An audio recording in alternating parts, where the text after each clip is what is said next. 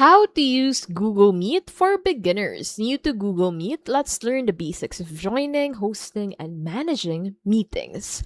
So first, open Google Meet. Use website or download the app.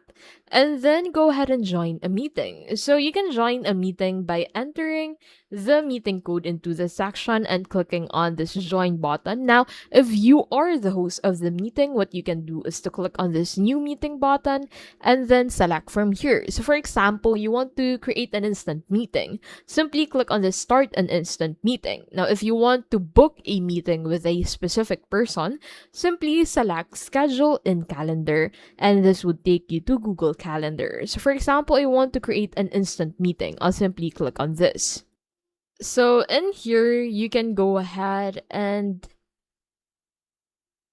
use basic controls, mute or unmute your mic, turn on or turn off your camera, share your screen, and chat with participants. Adjust settings for audio and video. Google Meet is simple, reliable, and perfect for online classes, meetings, and collaborations. And that is the quick breakdown of Google Meet.